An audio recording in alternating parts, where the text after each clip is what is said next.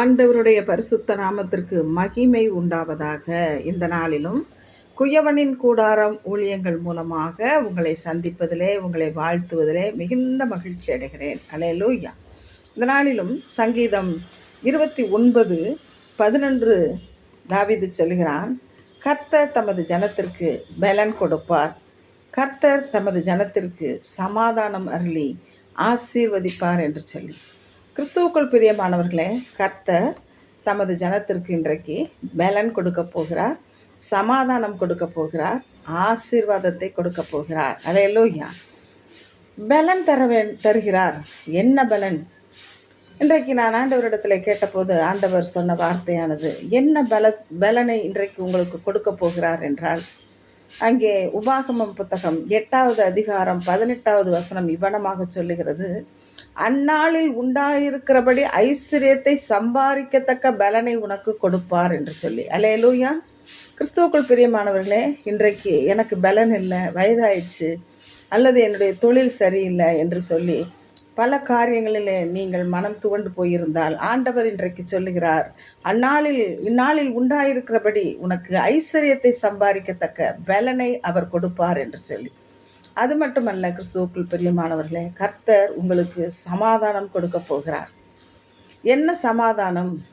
யோபுவின் புத்தகம் 5வது அதிகாரம் 24-25 வசனம் இவ்வனமாக சொல்லுகிறது, உன் கூடாரம் சமாதானத்தோடு இருக்க காண்பீர், அதை விசாரிக்கும் போது ஒரு குறையும் காண ஒட்டீர் என்று சொல்லி. கிறிஸ்துவுக்குள் பிரியமானவர்களே, இன்றைக்கு ஆண்டவர் சொல்லுகிறார், உங்களுடைய கூடாரம் சமாதானமாயிருக்கும்.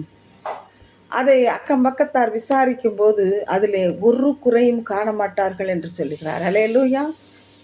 கர்த்தர் இன்றைக்கு உங்களுடைய கூடாரத்திலே எந்த ஒரு சண்டை சச்சரவும் இல்லாதபடி, எல்லா தேவைகளையும் சந்திக்கும்படி ஒரு சமாதானத்தை அவர் கொடுக்க போகிறார்.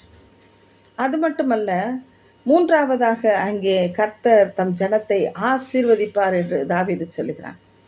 எப்படி ஆசீர்வதிக்க போகிறார்? ஆதியாகமம் 24:1 சொல்லுகிறது, ஆபிராம் வயது சென்று முதிர்ந்தவனாயிருந்தான், கர்த்தர் அவனை சகல காரியத்திலும் ஆசீர்வதித்தார். அல்லேலூயா. ஒரு மனிதன் வயது சென்று முதிர்ந்தவனாயிருக்கும்போது அவனுடைய சகல காரியத்திலும் ஆசீர்வாதம் என்பது பெரிய ஒரு கிருபை. நீ எப்படி இருக்கிற? நல்லா இருக்கிற. உன் பிள்ளைகள் எப்படி இருக்கிறாங்க? நல்லா இருக்கிறாங்க அப்படின்னு சொல்லுவது எவ்வளோ ஒரு மகிழ்ச்சி பாருங்கள். கிறிஸ்துவுக்குள் பிரியமானவர்களை, இன்றைக்கு ஆண்டவர் சொல்லுகிறார், ஆபிரகாமுக்கு சொன்னது போல வயது சென்று நீங்கள் முதிர்ந்தவர்களாக இருந்தாலும் சகல காரியத்திலும், ஆபிரகாமை எப்படி சகல காரியத்திலும் ஆசீர்வதித்தாரோ அப்படி உங்களையும் என்னையும் அவர் ஆசீர்வதிப்பேன் என்று சொல்லுகிறார்.